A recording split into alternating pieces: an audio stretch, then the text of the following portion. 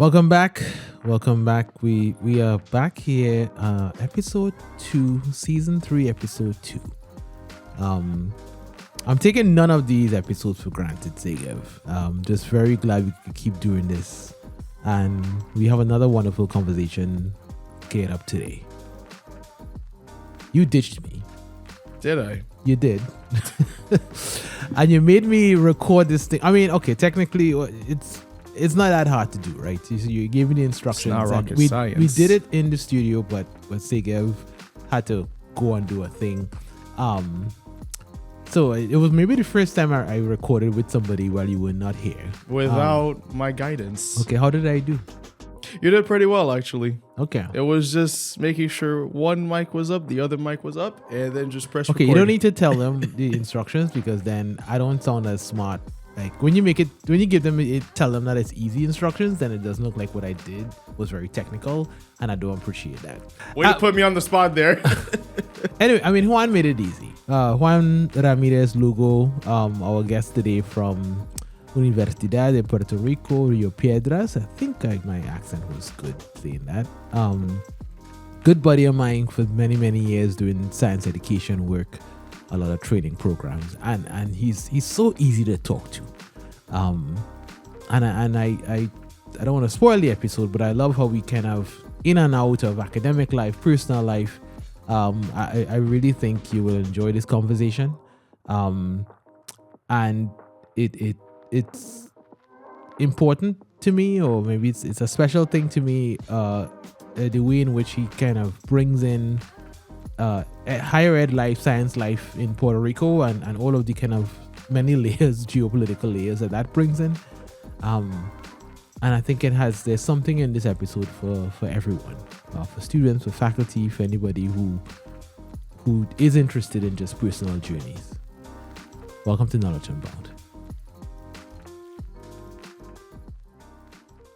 Welcome, everybody. I have with me in the studio Science Education and Society Knowledge Unbound, funded by the William and Flora Hewlett Foundation. I have with me Dr. Juan Ramirez Lugo from the University of Puerto Rico, Rio Piedras. I feel like the name of that is testing my ability to roll R's several times in a row, which I'm not typically bad at, but that's a challenge.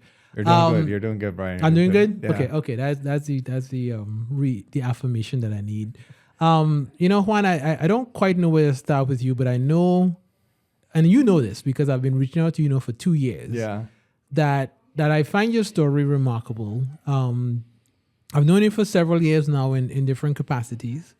I know we share a deep love for undergraduate education, and I remember, over the years we've talked, we've had several conversations, and you shared with me elements of your journey that have led you to the very diverse set of projects that you are part of, right? And perhaps maybe that's the place to start. So maybe just tell them. I don't like to tell my guest story for them. I want you to introduce yourself in as extended way as possible. All right. Puerto Rico. How did you get into science? How did you get where you are now? That's wonderful. Thank you, Brian. Thank you for having me, and I'm very excited to finally get here. It has been a while, but with our busy schedules and on your world tour, so it's hard to hard to get here in the same room as you. But I'm really excited to be here, and especially with you. We've shared so many moments in different throughout our journeys as colleagues and friends, and I'm happy to be here and share with your listeners a little bit more about me. So, as Brian said, I'm from Puerto Rico originally. I'm from the west side of the island, from Mayagüez. I grew across the street from the university. So the University of Puerto Rico at Mayagüez. And people may not know that UPR has like 10 campuses. The University of Puerto Rico has 11 campuses. Mayagüez and Rio Piedras, which is where I'm at now. Those are the two main larger campuses. There's a medical science campus, and then there's lots of smaller campuses that are scattered all throughout the island. So I got into science kind of as an accident a little bit. I mean, I've always been fascinated by nature and the outdoors, but just getting into science and doing research was an accident of the fact that my last name is Ramirez, and I had a a classmate whose last name is Ramos. So Okay. we're alphabetically one next to each other. And she, her mother and father were both university professors. Okay. And we were assigned to do a science fair project together Literally because your last name. because of our last name. Yeah, So yeah, pure coincidence.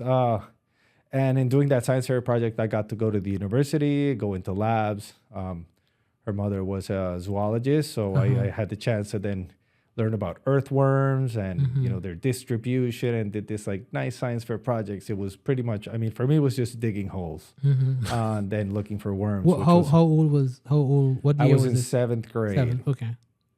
12 years Yeah, old yeah, or yeah. something Yeah. like that, which is a critical age for development of interest for our students. So, and I was fascinated. I thought it was the coolest thing ever. And then just, you know, going to university, dealing with the equipment, doing a graph. I was like, oh, this is very nice. So after that, I enrolled at the Universidad de Puerto Rico in Mayagüez. And I just went, you know, knocked on the door of my friend's mom's, you know, Professor Ramos' door. Did you kind of get to know her when you were doing the project? Yes, I got to know The her. mom, that is. Yeah, the mom. Yeah, I Okay, got to know okay. her and see the kind of work that they would do, and she would talk to me. I remember I found it really fascinating that she had discovered a new species of earthworms, and she gave it this new species the name. So I was Okay. like, this is really cool. You can name something. What was the name? Do I you don't remember? remember You the don't- name. Come on, man. Gotta take some points off too. But in any case, so I started the university, and I remember seeing a flyer up for a research, like getting paid for your research, which I thought it was like, this to me was something that was fun Right. and exciting to do, and just an opportunity to learn new things, meet new people, be outside. And I applied for the money. It was the first time I thought, wow, somebody can pay me for doing this. So I applied to what at the time was AMP, the Alliance for Minority Participation. And they gave me $500 for a year to do my research. And I thought I was rich. And because I was rich, because it was like they're giving me money to do something that I'm going to do anyway. So, yeah. and But before you continue, because if this project was 7th grade, right? And you know, you're talking now about enrolling at the university. Yeah. Right. There are a lot of years between 7th grade and Yeah, university, yeah, but yeah. so it seems like you maintained your interest oh, yeah. through that time. And I imagine there were other students at that science fair. I don't know what they went on to do, but I'm just curious as to, like, you loved it so much, it just sort of sustained until college, or like, what was that kind of gap like? I think that gap was like any other, you know, teenager, Yeah, right? Being yeah, into yeah. a lot of things and, you know, trying and failing many different things. And but this was one thing that I thought, something that I found to be as exciting as like playing sports or, you know, so it's that surfing or level things of- like okay, that, right? So I thought it was like as fun as anything that else that I was doing. It's like, but I'm not gonna be in the NBA, Yeah. right? I'm 5'10" barely, right? I'm not gonna be in the I'm not. So I mean, as many good baseball players come out of Puerto Rico, I wasn't gonna be one of them. So music, my family are mostly musicians. Okay, So I was like, okay. I'm not a good singer. All right. But you could play an instrument. I play a little bit guitar, but Okay. but not good enough to be get anywhere. I mean, considering now, and this is as an aside, right? Reggaeton singers can't sing either, so maybe I missed that boat. We could tackle that. We could tackle that question. I missed that Different. boat. But it was exciting. It was fun, and then thinking it's like, wow, this is something that I find very interesting. You can go to the university, study, learn more about this, because I enjoyed my classes when I was in high school, my science classes. Because I thought, oh, this is, kind of understanding the world, which was kind of the lens that for me was the most attractive. I can understand things that I see around me.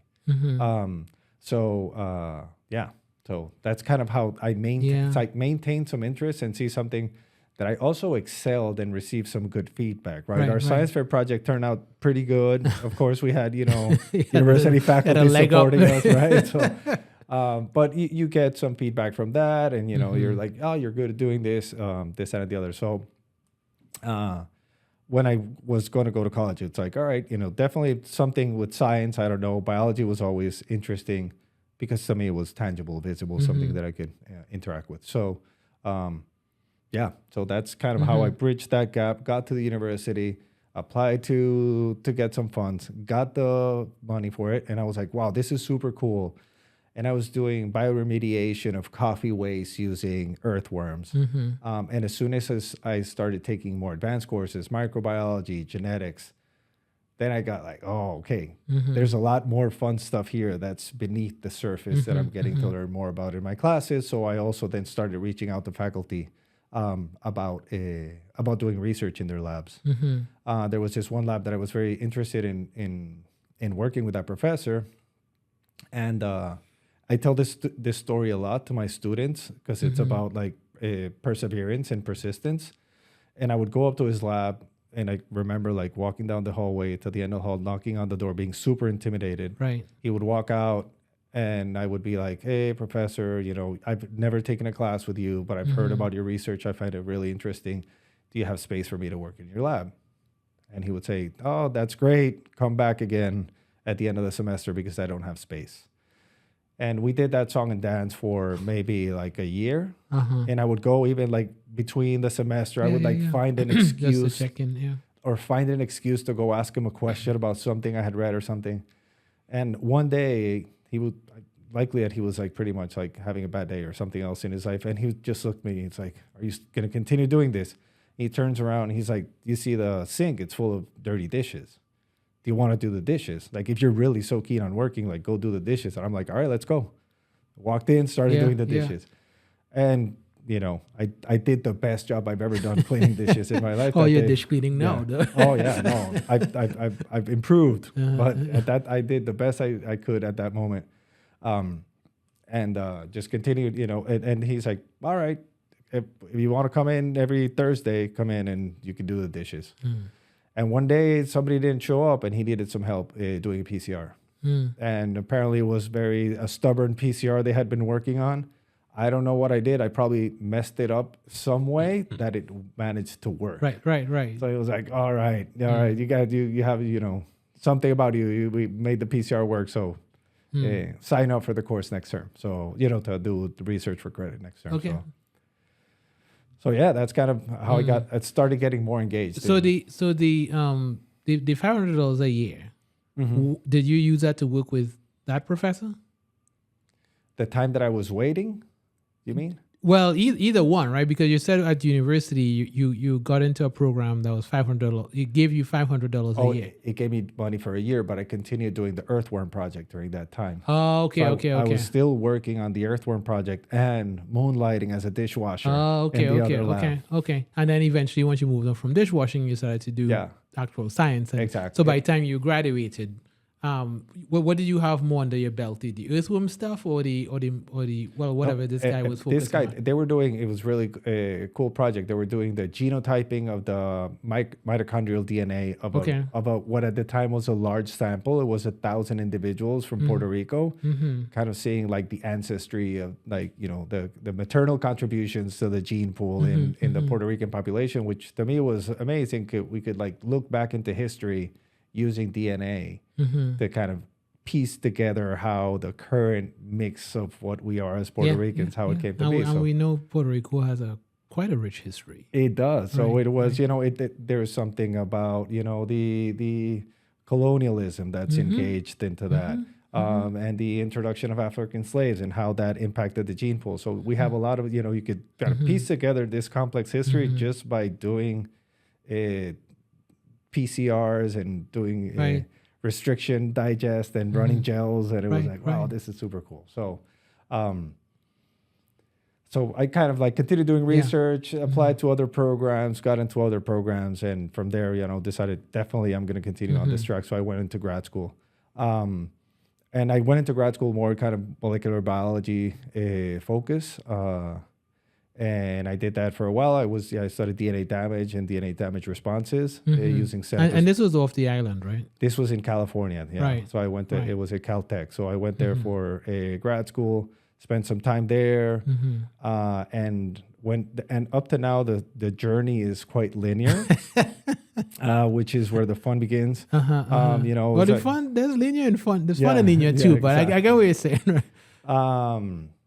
And after I finished grad school, very challenging projects. Now I recognize that I was very naive, which made me kind of more risk taking into taking projects that I thought would be easy to solve, and didn't turn out to be the case.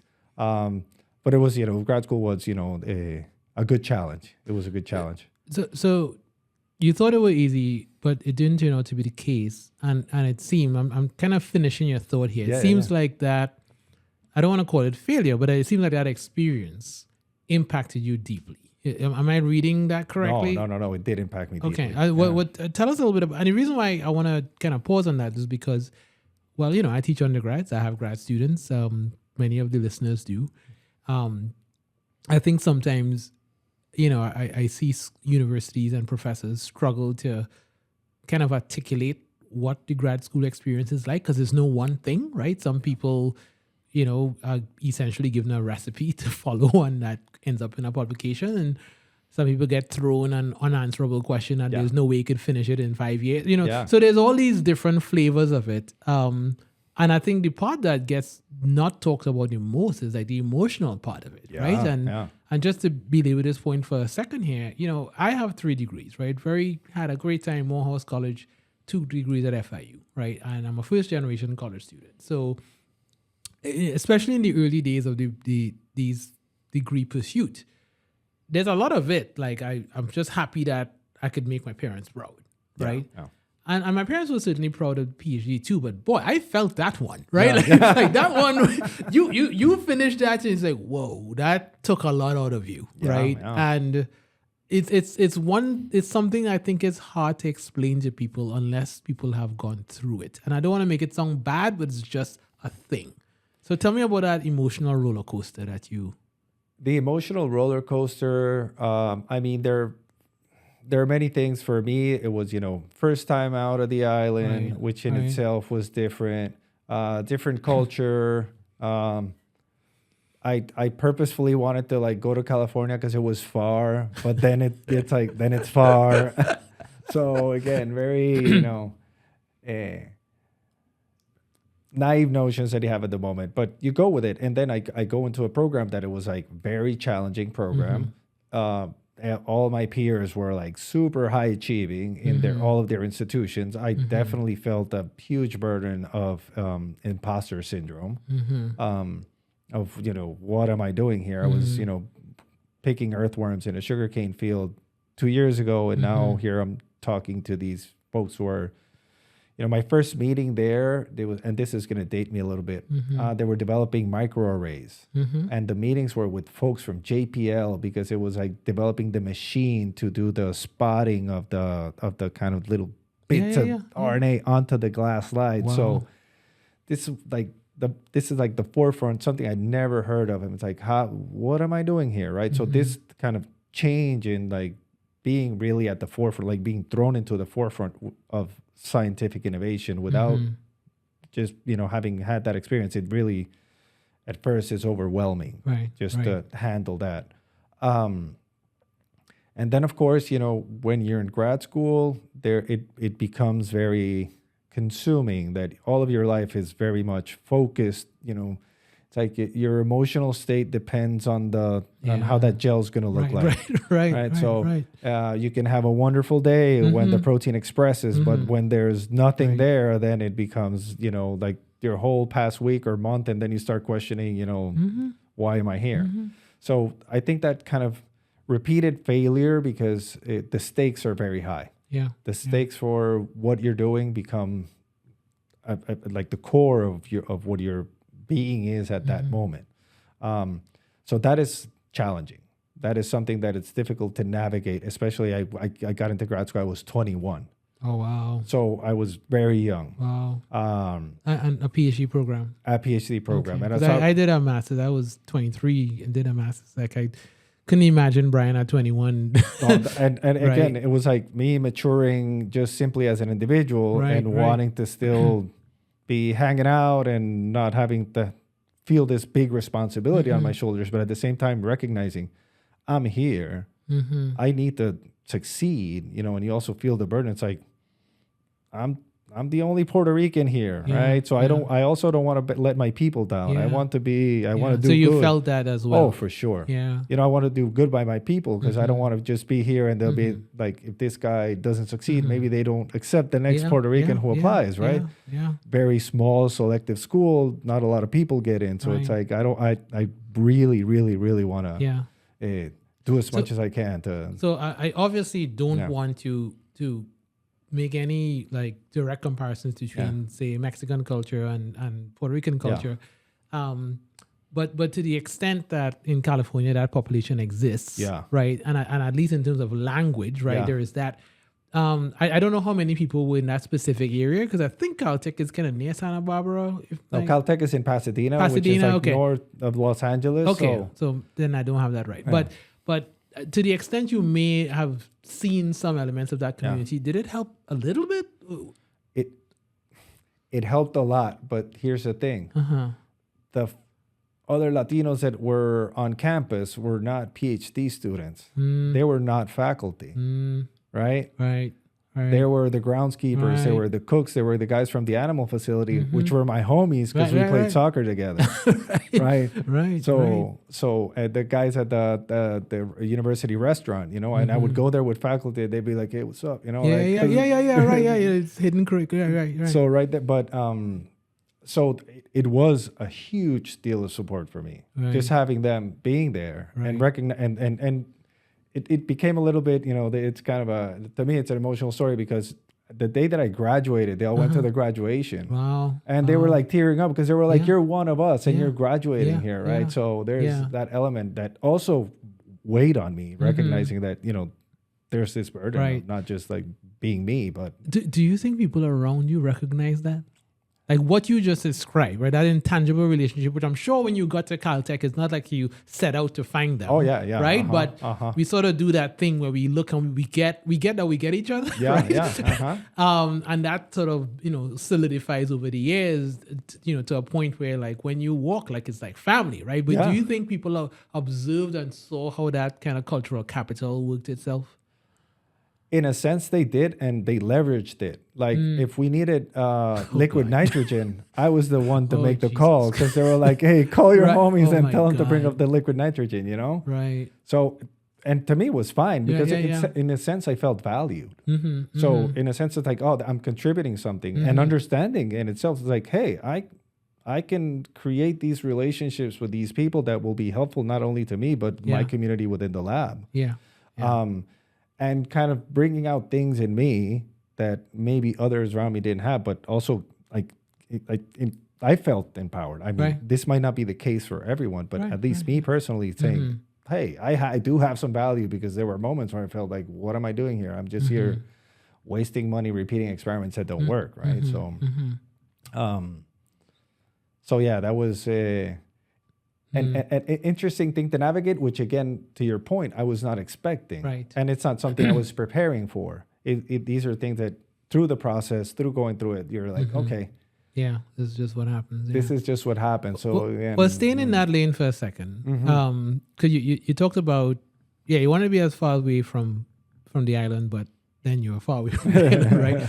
And so there's the distance challenge, but then there's the cultural challenge, right? So apart from this pseudo family you form over time, like I don't know how much travel you did, say, prior to going to Caltech. Yeah, not a lot. And even if you did a lot, right? Because when I was growing up in Trinidad, I actually traveled to US quite a bit on vacation, but I realized really quickly, living every day in Atlanta at Morehouse College was a whole different proposition, right? Than popping in and out in the summer, right?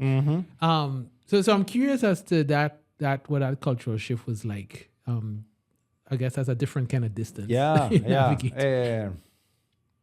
It took time. Many things like, people here don't say good morning to each other every day, or go and like shake hands and kiss on the cheeks. Buenos dias, like HR report right there. Yeah, exactly. It's like, who is this guy, right? Walking HR violation. Got in. So that was different, but the decibels, right? That difference in the decibels. So it took some time to adjust, and some of it you're expecting, and some of it but it's different to know than to every day go through it, right? And of course, the language, as good as my English is, because I went to a bilingual school and all that, often I was like, ¿cómo se dice? Like how do you say, how do you say that? It's still, there are moments where you want to or express something and say, oh, this is how we say it, or explaining it. Because some of these Spanish phrases wouldn't have a direct translation. Or at least it wouldn't sound the same when you say it in English. Exactly. And both ways, right? There are things you say in English that make no sense in Spanish. So that it was an adjustment. It was an adjustment, and I now seeing it as kind of on the other side as a mentor and recognizing it in our students, it's almost like you have to be attuned to these things and kind of switch into a different channel of not just like, do you understand the science that I'm explaining to you, but do you get like all of the context around it, and are you as an individual managing the whole context around it to not just focus on the science and the new, the information you're receiving or the tasks that you have to do, but that everything else. Are you speaking here in like a research environment? Yeah, I mean both in a research environment, which is kind of a more direct contact, but also with our students. Right. So again, me being back in Puerto Rico, I have the privilege of teaching in Spanish and talking to my students in, la lo boricua, so in our language. Right. Yet still, they're coming into academia, they're coming into that science field. There are some rules and some, patterns and behaviors that are expected within that space that even though we're talking to it in the same language, linguistically, but there are, meanings that are attributed to those things that we have to spell out more and not assume that they're understood. Yeah, not assume. Okay. Tell me about the nonlinear part. The nonlinear part. Oh, I didn't forget. I wasn't going to forget.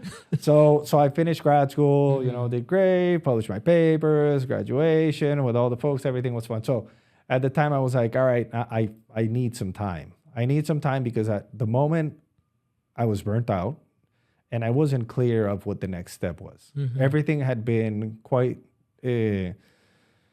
one thing had followed the other and it had come quite organically. It was what it was expected. But I think at this point, I also recognized that I had more agency and that the next step didn't necessarily have to be the expected next step of going to do a postdoc, right? Which is kind of the expected. You're in a research track, you finish your PhD, you go do a postdoc in an institution of equal or better stature than the one that you're in. So I was like, all right, great. That's not what I'm going to do. So I took some time off. And I was very clear with, my advisor at the time and my committee, and everyone's like, I'm taking some time off. And at the time I was really into yoga, right? I was in California, kind of cliche, right? I became a vegetarian, started doing yoga. So it's like, all right, I'm going to buy a one-way ticket to India, right? So bought a one-way ticket to Delhi. Never forget the date, September 11th of what was that, 2010. What a day to buy it. Yeah. To buy a ticket. They were cheaper, actually. That's probably why I got interesting. it. Okay. So I did, for about 10 months, I was traveling through Asia. I had picked up photography as a hobby. While I was at Caltech, I had a very good friend who was an engineer at JPL, but on the side did some photography. Paolo Focardi, shout out. And he was really into it. I would assist him. He would do different things anyway. So at the time, during that time I was traveling, taking pictures, and that was the time where you would have a blog. So I had a blog, and I would write about my travels and share my pictures.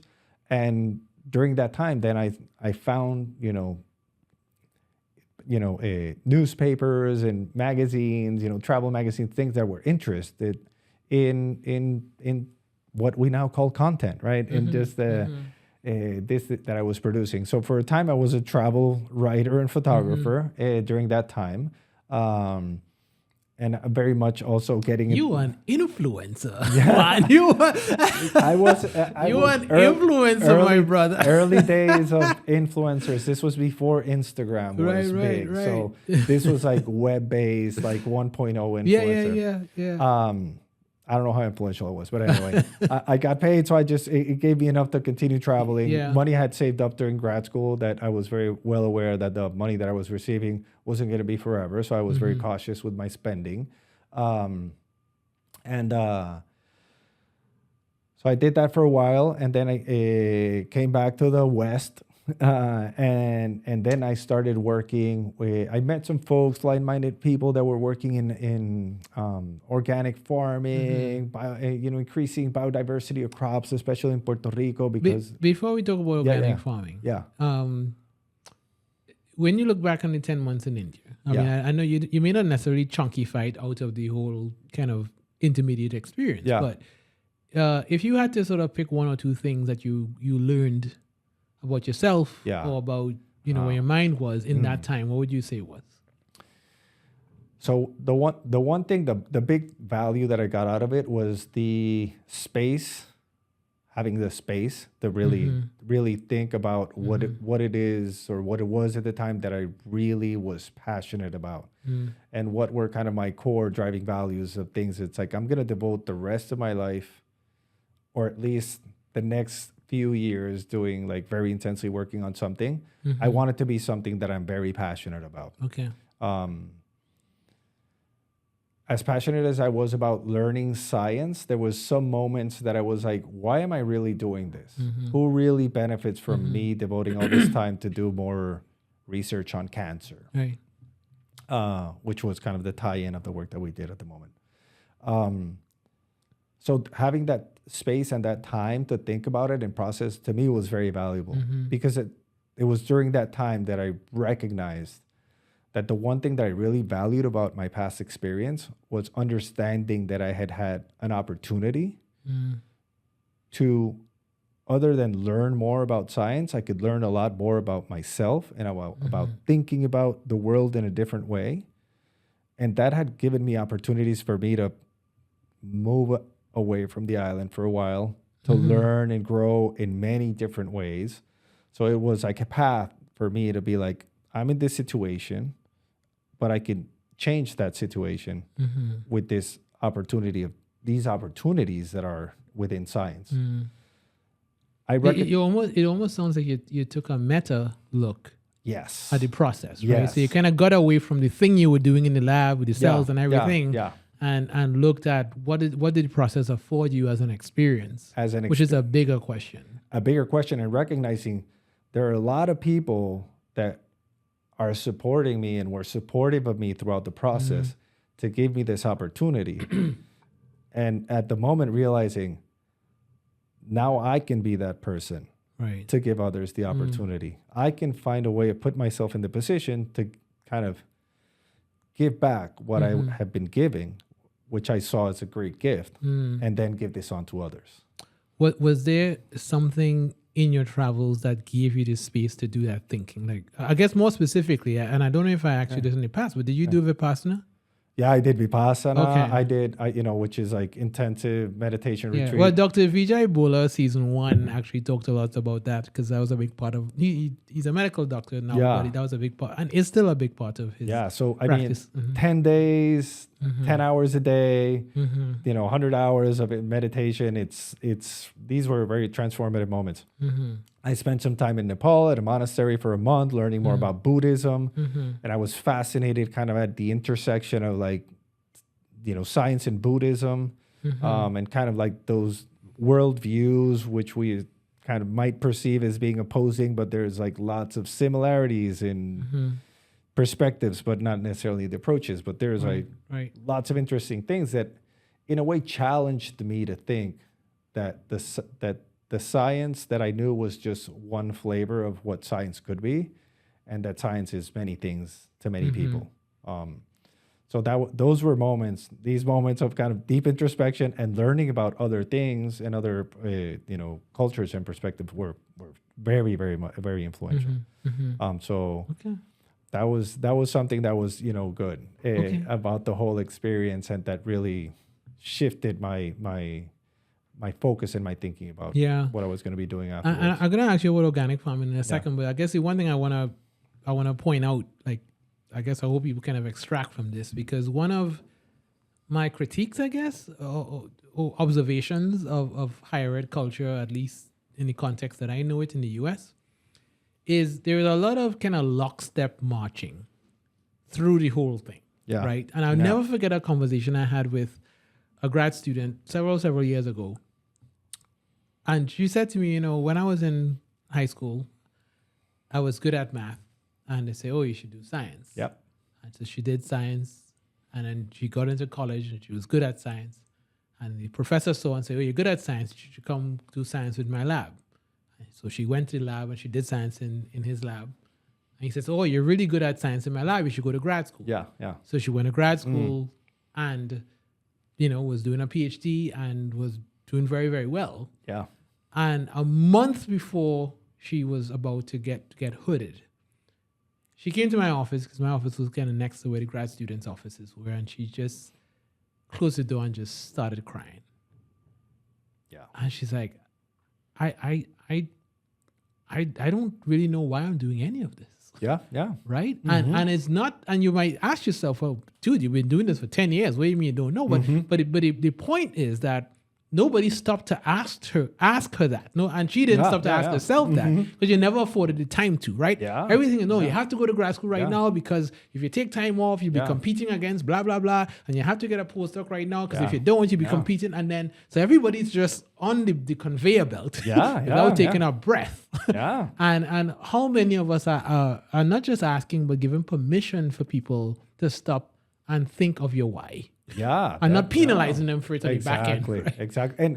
And I have to say that during that and I think you synthesize it in a great way, because it's you mentioned, like, nobody gives you that time, and I recognize that in taking As you it, take kind it, of yeah. like just taking it. Yeah. I was With some risk, right? no, and a that's huge the risk. thing, That's right? what I'm talking. I was taking a huge risk, because the narrative that I was listening, and it's like, well, it's great that you're doing this. It's great that you're going out there to find your third eye or whatever, but you might not be able to get back. yeah, And I was like, yeah. at this moment, I'm able to take that risk. And Yeah. again, I had at the moment the privilege of not having any other, dependent or children, responsibilities, loans, economic limitations. Family members were all, in relatively good health, so I didn't have to take care of anyone or siblings or anything like that. So I had the privilege of having that freedom to do it, which is not the case for everyone, right? Right. And sometimes you just need to stay and do the, continue pipetting, because you need that, you need to pay the rent, and you need to do the thing, So I was, somewhat savvy and saving up and doing a few things just to make sure that I could do it. But it, took some. It was an opportunity afforded by privilege, but also it was an opportunity that I prepared myself to take on. So, So was the organic farming back in Puerto Rico? so the organic farming kind of started throughout my travels, because it was like India, Nepal, Thailand, Yeah. Vietnam. So then I did the whole banana pancake tour of Southeast Asia, and there I would, kind of everyone into this, kind of trip of it was also kind of into organic farming and healthy eating and all that. And then I went back to Puerto Rico. I, knew some folks or started meeting some of them. Even though I wasn't there, I still had, my family and friends there. So I would go back every so often. And then went back and started working on that. Also, it's worth noting, my mother's side of the family, they're farmers. Okay. Right. Okay. Historically, sugarcane and everything. So there were that was something that I was involved in, and also with my initial projects with the bioremediation with the earthworms had that tie-in. So I had,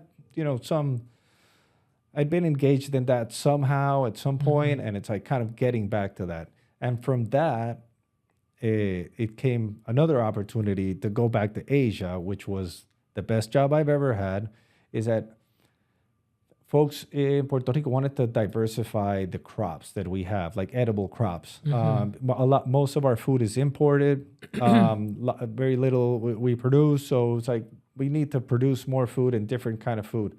So I met a group of very unique individuals who were very much into tropical, like exotic fruits. Like exotic for us here in the Americas, but mostly was like Asian fruits. Right.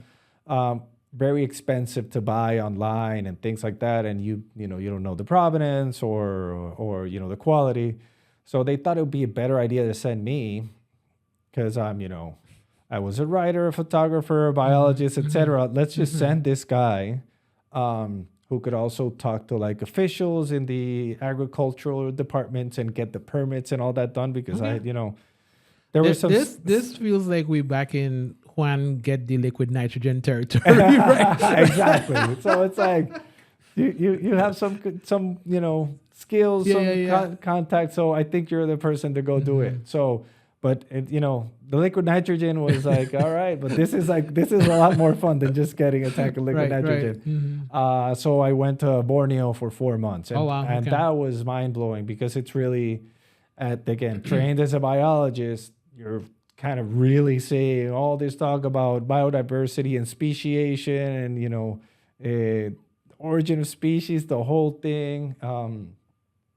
You're there, and that was just incredible. So it was 4 months that were more. I think that was. I feel that was more professional growth, in the sense that I had to be like very organized. I had to keep like very tight logs of everything that I was doing. And then I would collect the seeds, eat a lot of fruit, and then clean the seeds, prepare them for transport, do all the labels, permitting, etc. So going through all of that, and then shipping stuff back to Puerto Rico. So while I was there, it's funny that you mentioned Vipassana, because before leaving, I had talked to somebody at Universidad de Puerto Rico in Rio Piedras, kind of a friend of a friend, and they're like, somebody was talking to me about you. We're looking for folks to teach biochemistry. I hear you have a degree. Maybe you could come and teach some biochemistry for us. And I was like, all right, that sounds great, but I'm going to Malaysia for a few months. So I'll call you when I get back. And while I was there, I get an email. It's like, hey, are you still interested? Because they were planning, it was like March, and they're planning like the fall term, like who's going to teach. And they're like, are you willing to come in and teach biochemistry? I was like, well, I get back next week. I'll go and talk to you. And it was one of these moments where I recognized this opportunity really gets me into the place that a few years before I had recognized that that's where I want to be. I want to go. I want to go and get in touch with all these students and see how I can give them the opportunity that was given to me. Yeah. Well, which is interesting, because the way you're telling this, it sounds like you recognized it, say, maybe at the third phone call, right? But up until that point, you were sort of like, well, maybe, we'll see. We'll see. I'll get back when I get back, right? No, right. Because it was really, at first I felt like I was seeing it from my vantage point of being in my existential moment. And as it got closer, it's like, wait, this is the moment. I took this time off. Well, not the moment, because that sounds too esoteric. This is the opportunity that's presented to me right now. And then it's a matter of recognizing the value that there is in that opportunity, like doing something towards taking advantage of that opportunity or not. And one thing I think to note is, I imagine the Juan Ramirez, if you offered that immediately after your PhD, would have been in a completely different mindset than the Juan Ramirez who was post Malaysia, post India, Definitely. Right. Definitely. Post my PhD, I would have been like, no. I mean, I was at, But you think, even if you said yes, right? Even if you had said yes post PhD, it would, like, the way in which you would have viewed what that job was asking you to do, right? Like the language you just used about providing opportunity, that may not have been with you. No, I would have seen, and even like what I did, I would have been like have like a very technical mindset and be like, oh, I can teach these students about all these like new techniques that I learned, you know, whatever. Or even more simply than that, like this is just what you do when you get your PhD, Exactly. right? Like, You get it off, you get a go to a job. class Yeah, and yeah. tell them how to Exactly. So I was approaching it from a very different perspective. So so there I am then after these, you know, 3 years of the kind of hiatus from academia, standing in front of a classroom of a 90 upper level students at the Universidad de Puerto Rico in Rio Piedras, super high achieving, mostly pre-med, very demanding students. And they're standing there looking at this like hippie who's going to teach them biochemistry, right? So it's like, all right, this is a challenge. This is more than I thought I was in for. And so I was very diligent in like hitting the books and like digging back into all of my experiences, bringing them everything that I thought I could be giving them, and just bombarding them with content. Just like it was like a storm of just data and information and deriving the Michaelis-Menten equation with them from scratch. From scratch, like from like just like boom, this like huge bomb of content that I was dropping on them, and they were not doing well. Of course, they were not doing well. I'm just standing there like with a hose. It's like drenching them with biochemistry. And after my first year of doing this, I recall that summer I was like, what am I doing? Like I was very, very frustrated because I recognized that what I had done for that year was completely useless in terms of the growth of the students and their learning of biochemistry. I felt that I was giving them something. I became like, you know, involved with like student organizations and being their like faculty advisor, and then, you know, kind of telling them like, hey, you know, start looking for these opportunities, get more engaged in research. There's this, you know, research training infrastructure here on, you know, on campus that it's like really robust. It's been around for a long time, like take advantage of it. So in that sense, I felt like moving students towards doing research, I started taking my early steps in doing that. But in terms of teaching, I was like, this is a disaster. So I go online and I look for, what can I do? Like, how can I teach better? You know, hey, Google, how can I teach better? This is now Web 2.0. Web 2.0, yeah, exactly. How can I teach better? And I start, you know, digging and scraping through the web. And I find that there is this workshop for community college professors in California that it's about effective teaching and active learning. And it was Kimberly Tanner. And I did not know who Kimberly Tanner was, or Jeff Shinsky. But I was like, this sounds really cool. This is exactly what I need right now. So I sent Kimberly an email and I don't get a response. And then I sent her a second email. And she's like, hey, sorry, I haven't responded. But I mean, the gist of it was like, I don't even know how to respond because you're not a California Community College professor, but you seem to be very interested, And we start this exchange of information, and I'm begging her to let me go because I really need this. Like, I really need, I don't know what I'm doing. And back then, this wasn't a popular kind of workshop. Yeah, It yeah. wasn't, It was. I don't know if there was any others other than hers. That's why I only found that one. So I was like, this is it. This is it. I found what I was looking for. Please, please, please. And we go back and forth. And in the end, she's like, you know what? I can't pay for you to come. We're paying for, I don't have money. You know, this is some, we're doing with a grant, but it's only to pay for like gas. And it's like, don't worry. I'll you know, it all boiled down to me sending her an email. It's like, if I show up, will you let me in? Right. Or will you kick me out? Right. And she's like, if you make it here, you can do the workshop. So I went there. I got there, and I recall like me walking up, and she's looking at me like, you really came all the way from Puerto Rico to San Francisco. You came for the workshop. I'm like, yeah, I came. I actually, you know, I found money from the institution to pay for my travel. My brother, who now lives here in Miami, I'm going to see in a little bit for dinner. He was living in San Francisco at the time, so I could stay. I stayed on his couch, as I've done many times. We'll do tonight, actually. Shout him out again. Yeah. Shout him too, right? Yeah. My brother Javier, a big shout out because his couch has been very instrumental in my journey. So I went to the workshop and it was like eye opening. I'm like, wow, core concepts, imposter syndrome, all these things were like really eye opening. Backwards design, I remember that blew my mind. And once I was bit by that, I was like, all right, this is really valuable. This is what I have to put my effort and my intentions into.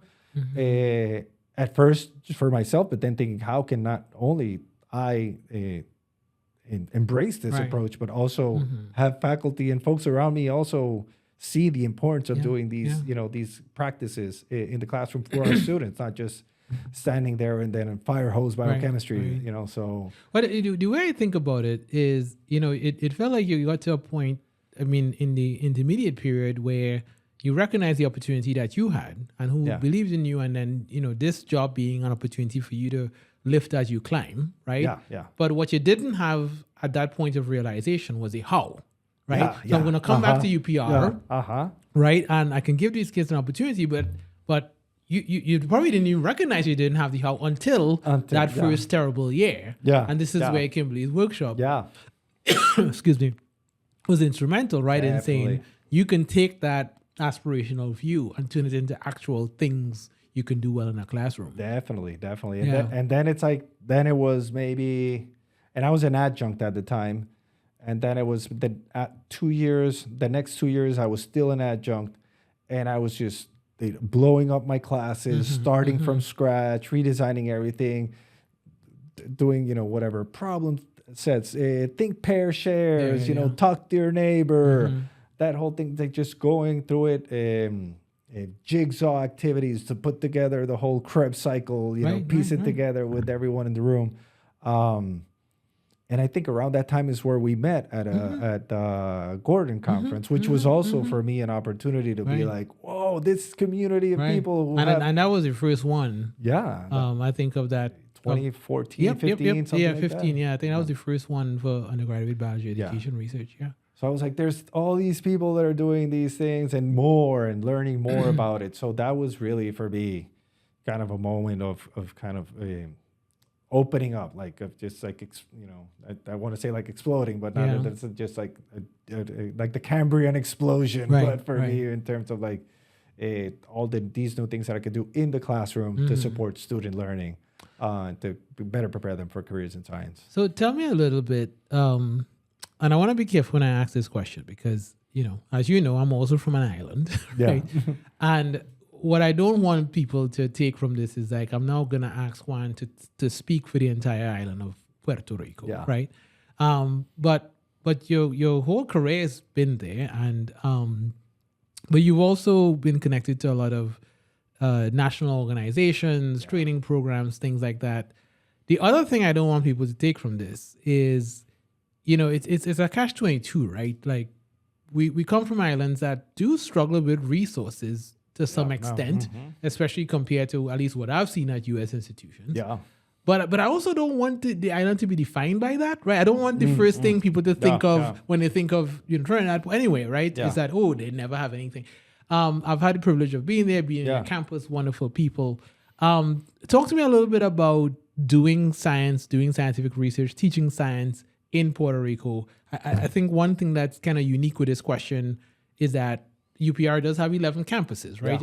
I know different campuses talk to each other at different amounts, but it feels to me, and I hope I'm not overstepping here, but it feels to me that you've been at the forefront of advocating for resources to come to the institutions, for programs, for supporting students to be their best selves. So what has that been like for the last decade or so? All right. So the first thing is that I have to recognize, right, and kind of give props to those that were there before me. Got it. Because yes, we have, limitations. We have many challenges, both real and imagined. But the science in Puerto Rico has been going on for a long time. There are many researchers who have very active research programs, do a lot of training of students. I mean, again, I was a product of that, of being a student that was trained by folks there. So it's something that has been, it was, created and cemented and kind of for a long time. Yet when I get there, I recognize that there is still more to be done, right? It's like there is a foundation here that has been very important to many people, but there's still a lot more that can be done. And also it needs to adapt to whatever changes that there were at the moment, right? This talking now about like 2015, 2016. And there were a training program, and there still are, fortunately, still are some training programs that train lots of students. And if there's one thing that is a huge strength in Puerto Rico, has been the kind of research training environment. And our program, like all of our programs, Mark back in the day, Rice, LSAMP, I mean, we're shining examples of like how to do research training for our students, because it's like a huge, collection of very devoted individuals that have devoted their careers to creating these programs and training students. So that was there. So I see where you're coming, right? We don't want to frame this as a deficit, but I'm instead saying this is a big asset, right? The research training in Puerto Rico is like a huge asset. And also because we have a robust research infrastructure, people doing really cool stuff that might not be transgenic mice doing optogenetics and things that are like $1 million experiments, but there's like lots of people doing really cool stuff, asking very fundamental questions about science with maybe non-traditional organisms or different environments that are unique to our, to our geography and to our position. So definitely I recognize that we have a lot. And I think that was something that's been important to put, like getting me to the position where I'm in today, is understanding that there are lots of assets here. We have lots of strengths that we can leverage and also highlight to have others also recognize this value of what we're doing. So that has been, kind of a way of framing it that has been very informative and, not only informative, but it's invigorating for me to think about it in the way that we might not have a lot of things. We might not have electricity on some days, but we do have a lot of people who are willing and super capable of doing amazing work. Well, it's critical because if you looked at it as just like we're permanently broke, right? Like if you had a scarcity mindset, we are, we're broke. Like fiscally, we're in a terrible position. If that scarcity mindset was to sort of dominate your daily thinking, then there's kind of no way to get up and no way enjoy and do your job. No way. This is I'm jumping ahead, but I was until recently I was an associate dean, and I resigned like a couple of weeks ago. And one of the reasons because that it was so difficult for me to have that position was that I was continuously dealing with folks in a scarcity mindset. Because it's again, and I see these administrative positions, you are. Most of what you're doing is putting out fires, right? So problems are coming your way. Like like the biochemistry hose was now a problem hose pointing at me. Like see how it feels. Like, see, this is how it feels, right? Just like crisis. Yeah. And it was like I can't we have to see that what we have.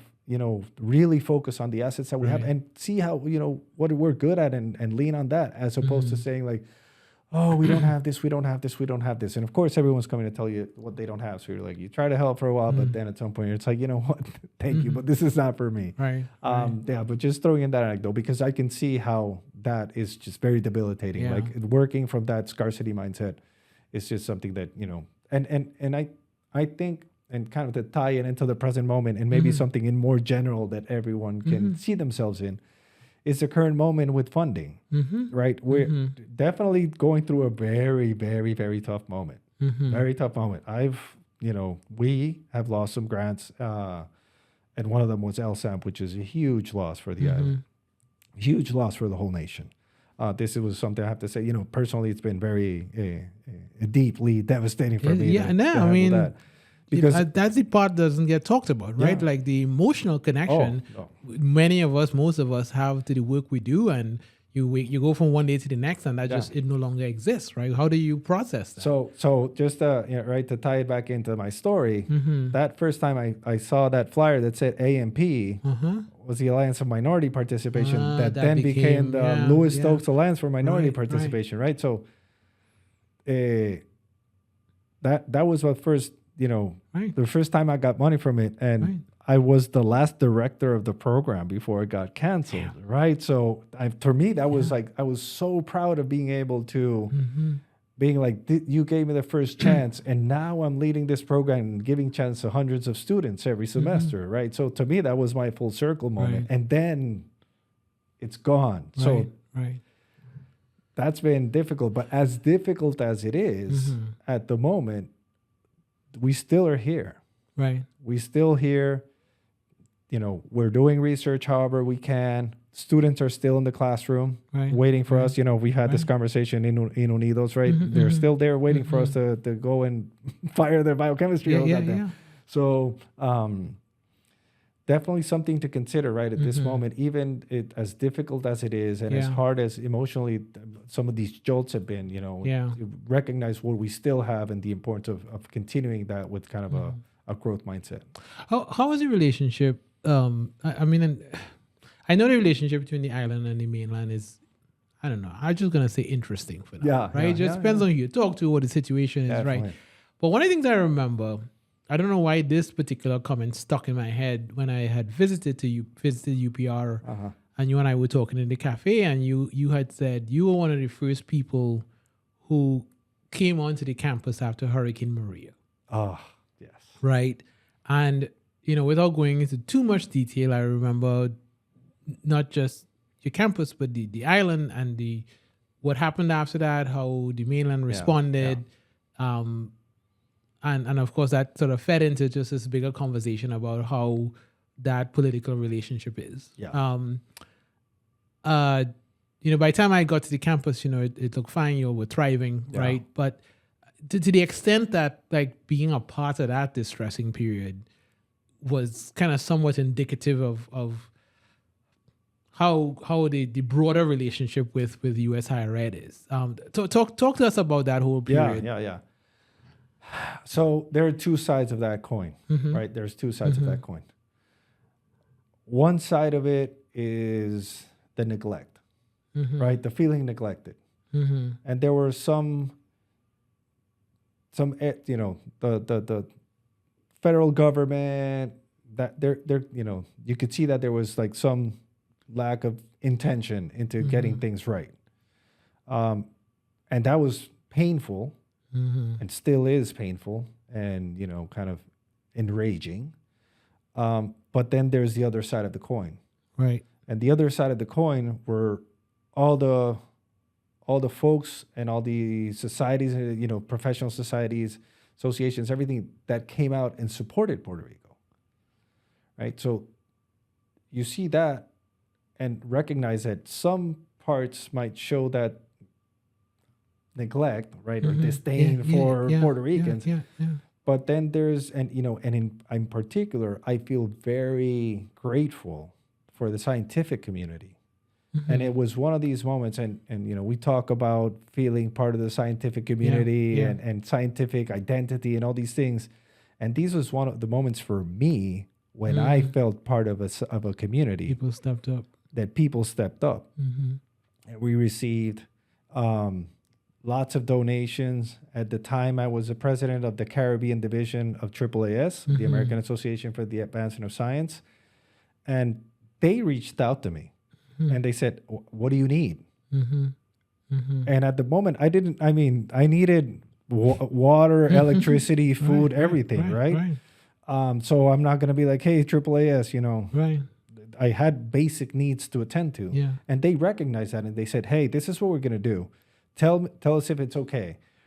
We're going to put out a call for fundraising on Science Magazine to raise funds from AAAS members so we could send to scientists in Puerto Rico.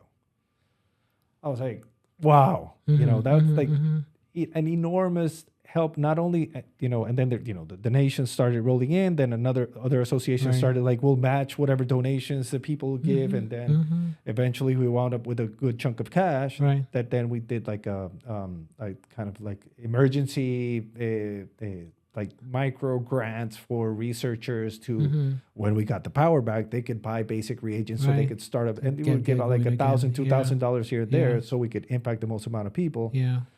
And that was incredible. Right. That was that is something that really transformed like also my relationship with AAAS and with Yeah. other organizations, Yeah. because it was Yeah. like, all right, these people really like came Right. out and helped us out. And it's something that again now kind of making the parallels to now, we're still here for each other. Our Right. community is Right. still here. We're here Right. to support. So we might Yeah. not You have don't forget stuff like that. you yeah, know? no. I mean, and again, not only the institutions, but the individuals within the institutions who were Right. there advocating for us and saying like, hey, if there's a moment to do it, it's now, right? Right. And most of them were small donations made by AAAS members, like $20, $40, Right. whatever. But it adds up. But it adds up. So it was something that was very transformative for us. So our relationship with the states, right? Politically, kind of between governments, I think there's, of course, it's a colonial situation. Yeah. There's no, not saying that, because that it is what it is, right? And there's the huge asymmetry of power, and now talks about that they want to like pull the plug on Puerto Rico and let us drift into the Caribbean or whatever. So there's that part, and that is one thing that we have to deal with all the time. Right. On top of everything, we have to as an existential threat. yeah, That's an always existential gonna be, threat. But we're rolling with the punches Yeah. with that, for the last 120 something years that we've been a U.S. colony. So we deal with that, but recognize also that the folks here, institutions, the organizations are very much supportive. They're always excited about taking our students, and I'm always ambivalent about that because you're taking away our biggest treasure, which is our Yeah. people. But again, it's opportunities that are given to our students, and Yeah. some of us come back, some of us go on to bigger and better Right. things. So definitely, it's something that as you say, it's interesting. Right. We take the good with the bad. So I'll let you out with this one. Do some of the kind of meditative approaches to your thoughts on life, has that now does that now infect how you teach, how you do research, engage in your professional work? Yeah. I'm nodding vigorously for those who aren't seeing it. For those who can't see, yeah. No, definitely. And I think, I don't think you really have to go to that extreme of locking yourself, for all that amount of time, but just taking a beat, taking a beat, and also recognizing, the humanity and the folks you're dealing with, right? It's in the end, science, it's, with the hierarchies and the positions and everything, it sometimes gets, impersonal, but it's us, it's humans, it's people who you're dealing with. So recognizing that humanity is important, and many of the times you need to take a beat. Yeah. You need to take a beat. And definitely, as you were mentioning earlier about like the old Juan versus the post third eye Juan, like that difference, I would have been, I don't think I would have been, and this is just a personal thing, I would not have been able to deal with the uncertainty, the pressures, the chaos, the frustrations, because this all sounds wonderful, but there's a lot of, frustration and struggle that there is within it. But, having that strength to overcome, a lot of that comes from just being able to take a beat, take a deep breath, have a lot of empathy for others and for yourself. I think the self-care part of this has also played a big role. Right. It kind of going back to like my burnout, like I recognize signs of burnout in myself now as they're happening. Right. And maybe it's just me, but I approximate burnout quite often. Let's say once per term, right? That you approximate. But you see it coming. And that's But you the big see it difference. coming, and I recognize like patterns and behaviors. For me, it's procrastination. If I start to procrastinate a lot, I need a break, right? That's my tell. When I'm like, I should be doing something, but I'm not doing it, it's like, okay, finish what you have to do because you have that commitment, and then find some space at some point for you to take a break. And it could be it could be a morning, and I've had moments where I tell folks, I'm like, hey, I need a self, kind of a mental health morning for myself, right? Maybe it's my excuse so I can go surfing, but it's that moment of just saying, like, I need to unplug for a bit, chill out and get re-energized, because we're under a lot of stress, and especially right now, I've been a lot more vigilant of the signs, because it's not only the physical and mental burnout, but also the emotional burnout because of all the things that we're going through right now. Right. As I, when the day that May 2nd, when we got that notice that the LSAMP was going under, that was a really tough day for me. There lots of tears were shed that day. Yeah. And days after, and all the meetings after, there were moments where it was like, all right, this is very difficult. Recognize not just me, it's like the folks who were, our staff who had to be let go, and all the students. And, of course, I go into thinking, all the potential that we're losing into the students in the future who are not going to receive these benefits. But I'm glad that, I don't want to make light of this because it's not good, right? I've lost 3 grants. I think we have some kind of kindred spirits in this darkness, right? Yeah. But I do also recognize a similarity in the sense that we realize that walking away from our work is not an option we're willing to consider. Yeah. And in order to keep doing this, we have to keep the empathy, keep the reflection, keep the mental gymnastics, right? That we do too. So just happy you spend the time with us today. Definitely. I think a lot of people will take heart in what you shared. We in this podcast we try to take the implicit and make it explicit, and I think you did just that. Thanks so much, man. Oh, thank you. I appreciate it. I mean, what do you next expect? time you're bringing your guitar? All right. What do you expect with this wonderful host? Thank you so much for the opportunity, Brian. No problem. Awesome.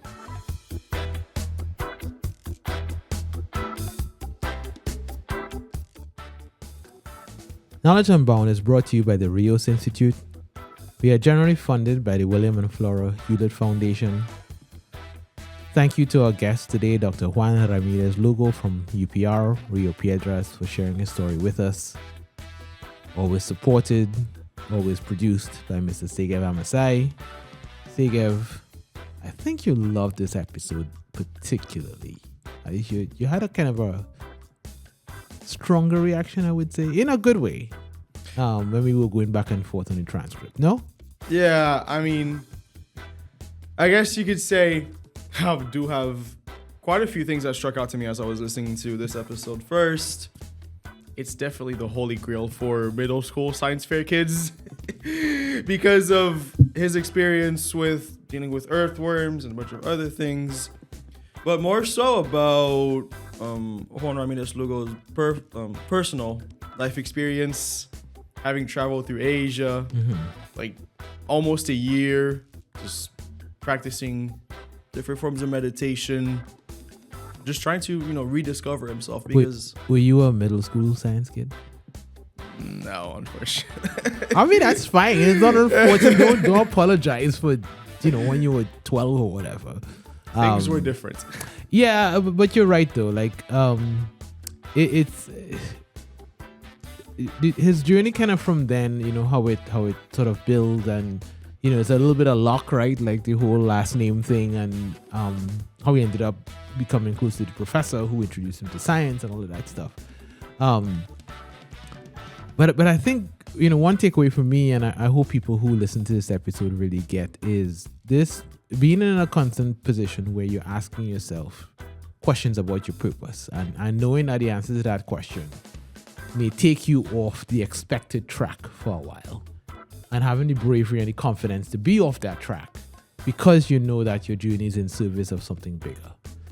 And in a nutshell, I guess it encapsulates for me what I hope good education can provide people is the opportunity and the encouragement and the internal motivation to stay in service of finding that purpose.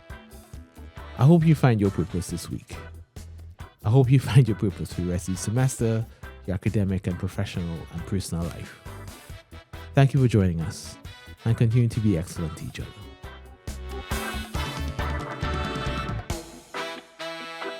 science in Puerto Rico has been going on for a long time. There are many researchers who have very active research programs, do a lot of training of students. I mean, again, I was a product of that, of being a student that was trained by folks there. So it's something that has been, it was, created and cemented and kind of for a long time. Yet when I get there, I recognize that there is still more to be done, right? It's like there is a foundation here that has been very important to many people, but there's still a lot more that can be done. And also it needs to adapt to whatever changes that there were at the moment,